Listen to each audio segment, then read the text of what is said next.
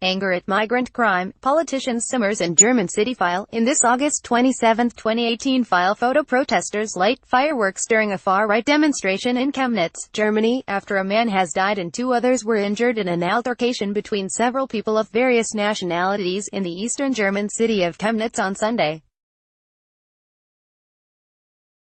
AP photo, Jens Meyer, file, Chemnitz, Germany, AP, anger over the suspected killing of a man by two refugees has sparked days of protests in this eastern German city, raising fresh concerns about the anti-migrant sentiment that has shaken up the country's political system and seen the rise of a far-right party for the first time in decades. On Thursday, as hundreds of people protested nearby, the region's governor tried to reassure a tense town hall meeting that the fatal stabbing of the 35-year-old German citizen wouldn't go unpunished.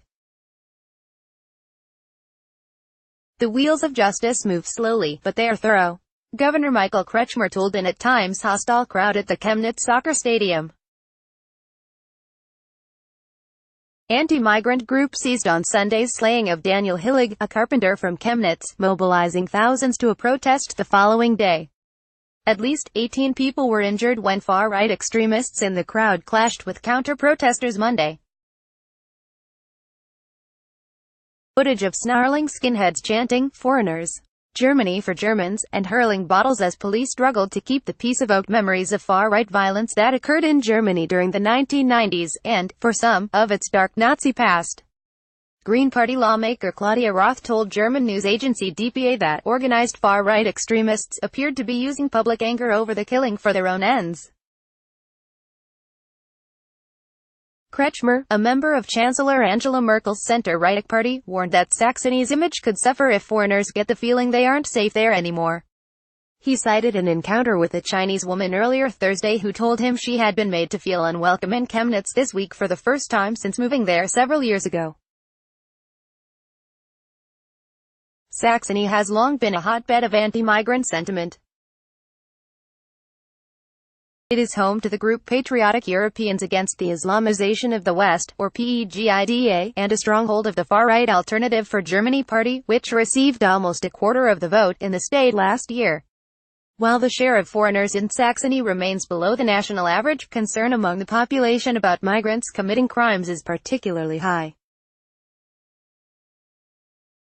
Many of the protesters outside the stadium Thursday refused to talk to the media, but those who did said they felt abandoned by politicians and were angry at the crimes committed by migrants. "I've got 3 daughters," said Stefan Rake, a 52-year-old Chemnitz resident.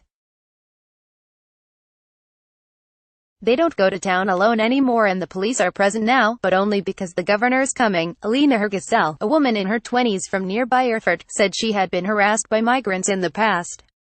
"They need to follow our rules, not other rules," she said. Sebastian Jemgau, Saxony's justice minister, said authorities had initially been overwhelmed with the caseload caused by the influx of more than 1 million refugees in 2015 and 2016. Illustrating the problem, daily newspaper Die Welt reported that a 22-year-old Iraqi suspected in Sunday's killing had applied for asylum in Bulgaria before coming to Germany and should have been returned there, but Germany authorities had failed to meet a deadline for his deportation.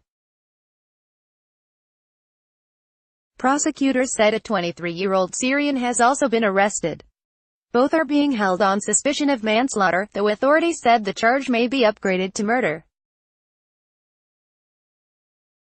Merkel, who has condemned both the killing and the violent protests that followed, was midway through a 3-day trip to Africa on Thursday.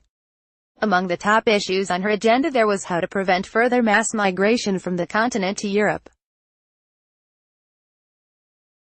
Germany's longtime chancellor has come under pressure, including from her own party, to prevent a repeat of the influx seen 3 years ago and at the same time ensure the proper integration of those already in the country.